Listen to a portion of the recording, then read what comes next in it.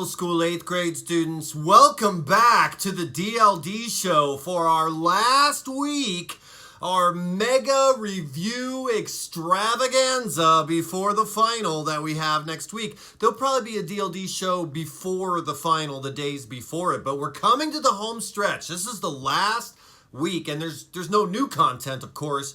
We are going now to dive back into Unit 6, 7, and 8, and we're going to cover those things that you're going to specifically see on the study guide that we have provided you. So go ahead and download that study guide. That's going to be kind of like the final, that's the tool you want to use to prepare yourself for the final. Okay, that's we've made the final. It didn't come from the district, and we've made the study guide. So keep that in mind, okay? So Unit 6 is, if you'll cast your mind back to January, was about the New South.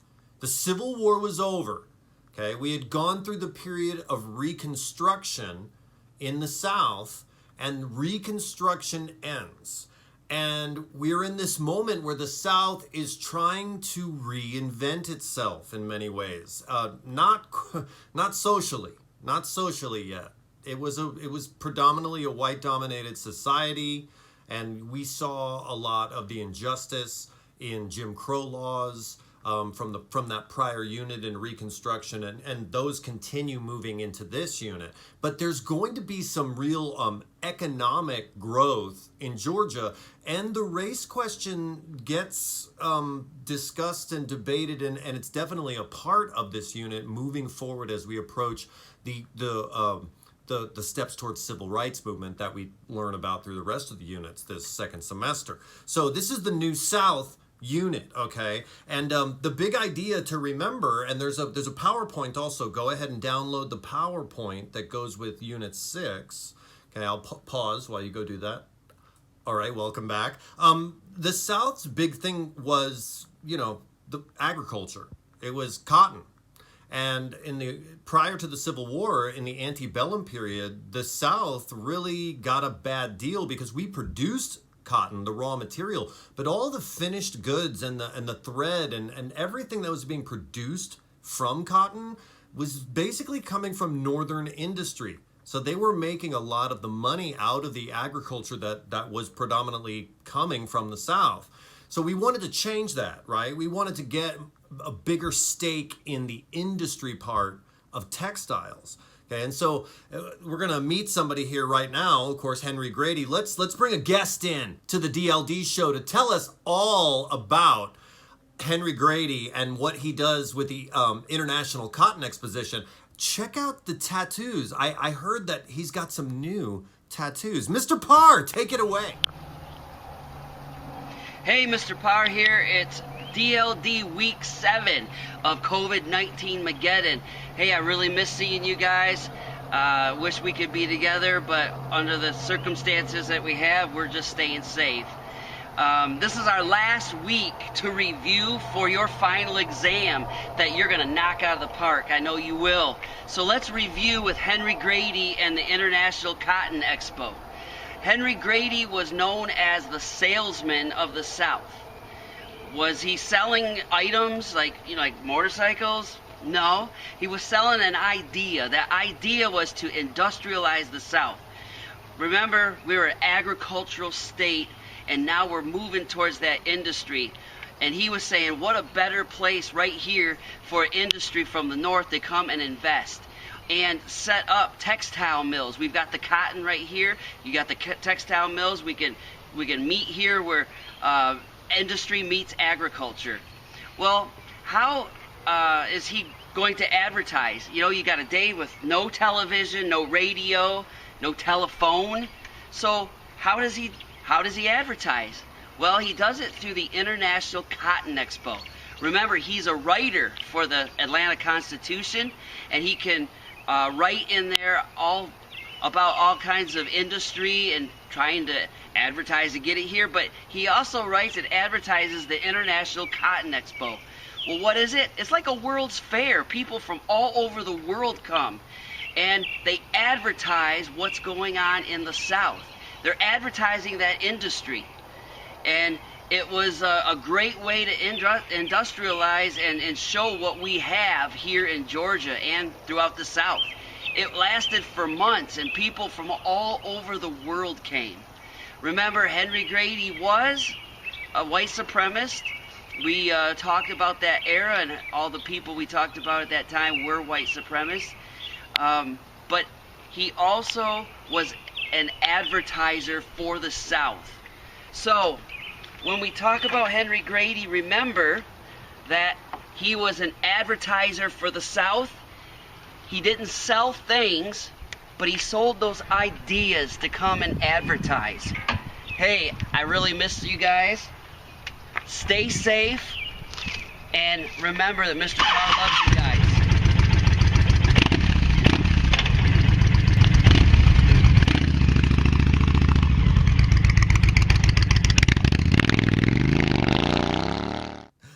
Thank you very much, Mr. Parr, for that outstanding recap of Henry Grady and the International Cotton Exposition.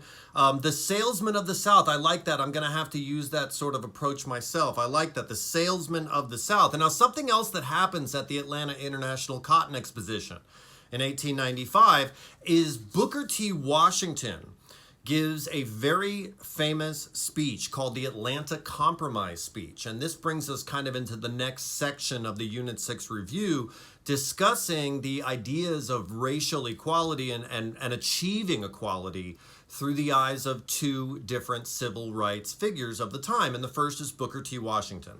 And he gives this speech, the Atlanta Compromise Speech. And the idea of the speech is that African Americans should accept some of the limitations of racism for now.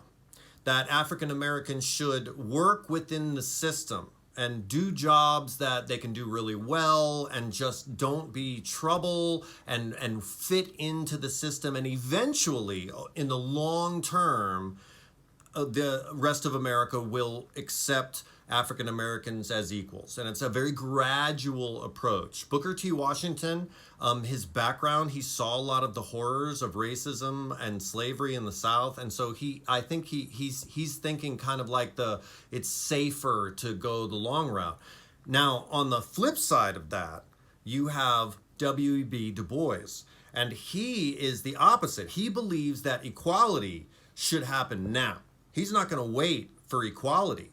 And he strongly believes that African Americans, and this is, you'll remember, the talented 10th.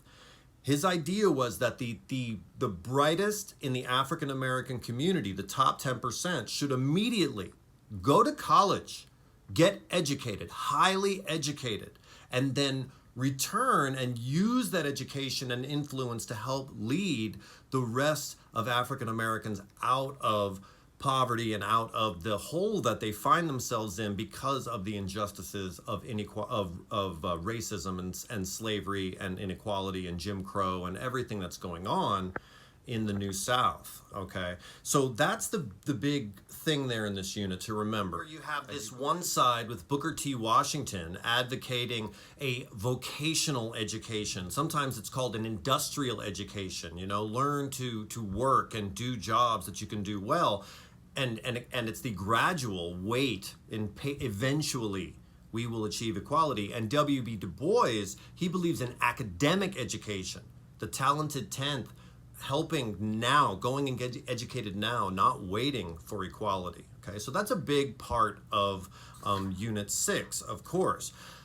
Moving on to the next segment of it, but it's related, you know, because it's in this New South era. The new political party that we meet, the Populist Party. Okay, remember the Populist Party was big time in Georgia and the New South for a period. Okay, and it was run by, well, Tom Watson was kind of the member that we needed to remember. Okay, Tom Watson is from Georgia, is the member, and they are they're going to look out for the small farmer. They are all about the small farmer, rural farmers in Georgia. Initially, they kind of had an open policy towards all farmers, regardless of race. But as time goes on, they become a very white-dominated political party, and they basically end up looking out for the interests of small rural white farmers. But they do some good stuff, and the big thing that we learned about is the rural free delivery bill. Okay, that up until this time, if you lived out in the country, nobody's bringing you your mail. You're going to have to get on the horse and buggy, you're going to have to go into town, and you're going to have to pick up your mail. And the roads are atrocious out there. They're terrible because it's all dirt roads. Think about mud and holes, and it's just horrible. You can't get around easily. So the rural free delivery bill, it guarantees mail delivery everywhere. And with that, we drastically have to improve the roads in the rural part of Georgia. So that's a huge deal. That changes lives for people in Georgia, everyday people, their daily lives. So that's a cool thing to remember about Tom Watson and the Populist Party. Moving on, let's talk about this huge event. It's kind of the last big nugget that we're gonna kind of review. Let's talk about the race riots that occurred in Atlanta in 1906. So the background was that a lot of African American communities were doing really well in the Atlanta area. And there was a lot of resentment from the white citizens of Atlanta towards this success that was being experienced in African American neighborhoods. And we learned about Alonzo Herndon. Alonzo Herndon, he began the Crystal Palace, which was an immensely successful barber shop in Atlanta. And it drew clientele of all races because it was very renowned. I would have loved to have gone just to see what a haircut would have been. It would have been great. That was in the old Fourth Ward district in Atlanta, which is the same sort of area right near downtown Atlanta that the birthplace of Martin Luther King Jr. is. In that section, it was kind of the African American area, the neighborhoods in Atlanta, and so there was. White people were essentially jealous of the success. And then news stories start to come out in the Atlanta Journal-Constitution about lots of things that African Americans are doing that are atrociously bad in town. And the truth of it is, most of those stories were bogus or inflated. They were written particularly to get people crazy. And they went crazy. And a riot starts. And you'll see there in the notes, it lasted several days. They couldn't get order. 25 people are killed. People are hiding. Things are destroyed. The Crystal Palace gets destroyed. And it's just an embarrassment, to be perfectly frank. It's an embarrassment on Atlanta. Here we are trying to have this New South idea with the great salesman and Grady, and then something like this happens. And it just showed there was a lot of work that had to be done. You know, we needed the civil rights movement to kick in Georgia. And Alonzo Herndon, interesting enough, he goes on to then start another business that's wildly successful. He begins Atlanta Mutual Life Insurance, which is a company that provides insurance for African American communities in Atlanta. So he becomes the first African American millionaire in Atlanta. Cool guy, okay? So remember, last thing, the Crystal Palace, very vocational education, kind of like Booker T. Washington's idea. And then you get Atlanta Mutual Life. Wow, you have to have a lot of college-educated people, so you look at academic education. Nobody won that debate, by the way. It's just this wasn't like an actual debate. It was just two ideas at a time in history about how we were going to solve racism and inequality. Eventually, now, people were trying. And that is Unit 6. I mean, there were some other things in there like the Leo Frank case and anti-Semitism and the Bourbon Triumvirate, but if they're not on the study guide, I'm going to tell you, focus on the study guide, okay? Focus on the study guide. But remember, moving forward into high school in World War II, anti-Semitism, it's going, of course, talking about the Nazi Party, and it's going to be drenched in the needing an understanding of what anti-Semitism is. So remember, that's a hatred towards Jewish people specifically. And that's Mr. Bork. This was a wordy one. It was a long one, but we had to get over some stuff. We had to cover some things. That's what we're doing this week. Okay, tomorrow we're going into Unit 7. Let's look at that stuff. Now go on out. answer those study guide questions. Make sure you are familiar with the Unit 6 portions, and we will catch you back here. There's going to be a USA test prep. If you would like more practice, we'll set up a USA test prep that you can go do as well. It's Mr. Bort for Mr. Edwards, Mr. Parr, and Miss Polycarp. We'll catch you tomorrow on the DLD show. Oh yeah, celebrity, I almost forgot. Oh boy. Okay, our first clue is that this person, this celebrity, has between 1.5 and 3.2 million YouTube subscribers. Okay, so this is a boss in their field. Okay, they know how to draw in the people. That's your first clue. I can't wait. I can't wait for Friday. See you guys tomorrow. We'll catch you on the internet.